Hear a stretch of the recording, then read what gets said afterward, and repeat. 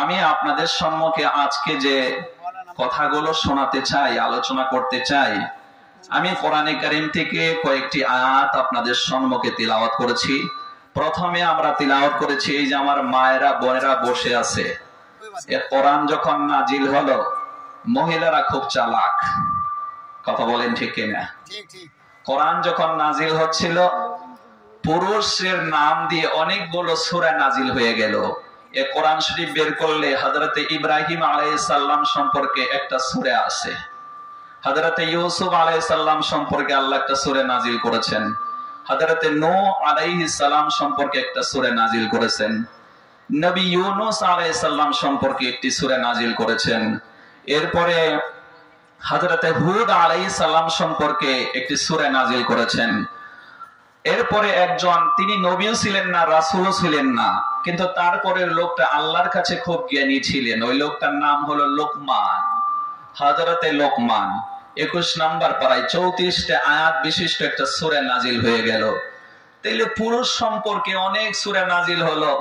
তখন মহিলারা আপিল করে বলল যে, হে আল্লাহর রাসূল, আমরা কি করলাম? আমাদের নামে তো কোরআন শরীফে কোনো সূরা আসে না। কথা কি শুনতেছেন? পবিত্র কোরআন স্টাডি করলে আপনি পড়বেন 3 নাম্বার সূরা, সূরা আল ইমরান, দা ফ্যামিলি অফ ইমরান। হযরত ঈসা আলাইহিস সালামের নানার নাম দিয়ে আল্লাহ কোরআন শরীফে সূরা দিয়েছে। তো এই সূরাটা আপনি স্টাডি করলে 200 আয়াত পাবেন। টোটাল আয়াত আছে 200। আমি এখন আয়াত তিলাওয়াত করব 5 নাম্বার আয়াত। ইন্নাল্লাহা লা ইয়াখফা আলাইহি শাইউন ফিল আরদি ওয়ালা ফিস সামা। Indeed Allah, nothing is the hidden in the earth or in the heaven. আল্লাহ তো তিনি, নিশ্চয়ই আল্লাহ তিনি, যিনি আকাশে যা আছে, জমিনে যা আছে, আর ফাঁকা জায়গায় যা কিছু আছে, সব বিষয়ে জ্ঞান রাখেন, সব বিষয়ে খবর রাখেন।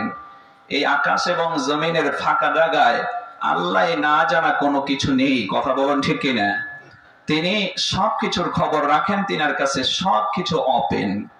আবার যখন কোরআনে কারীম পড়বেন 26 নাম্বার পারা, সূরার নাম হচ্ছে সূরা কফ। 45টি টোটাল আয়াত আছে।